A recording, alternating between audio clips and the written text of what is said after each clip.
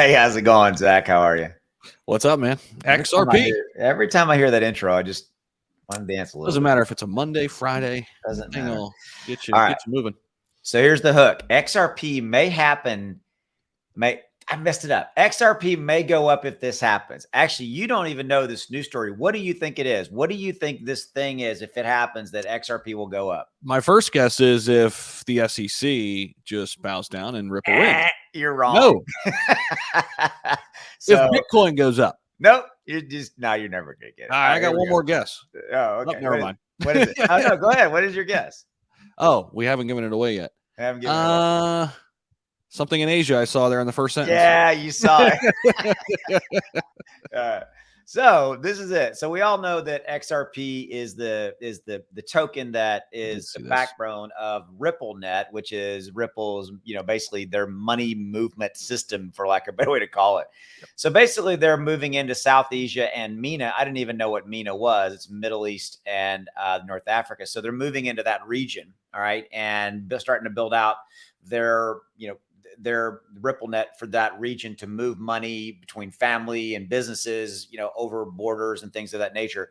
So they're just putting this into effect. You and I were around, and I remember, it makes it sound like hold on, that was just me. Apologize for that. Sorry about that. I'm more important, by the way. That's why it was just me.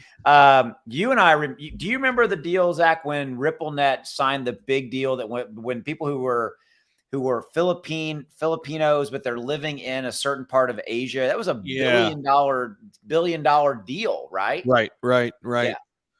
So, yeah, that's the thing. I mean, Ripple's massive outside the U.S. I know we're so focused on that because the SEC and everything there, and obviously they want that market share, but Ripple's massive with or without the U.S. I mean, they're going to exist essentially with or without the U.S. Hopefully it's with them. Hopefully it's with, right? I mean, and we're obviously not talking about the price of the token. We're not talking about the investing. We're really talking about the business side, which is really Ripple, obviously. Right.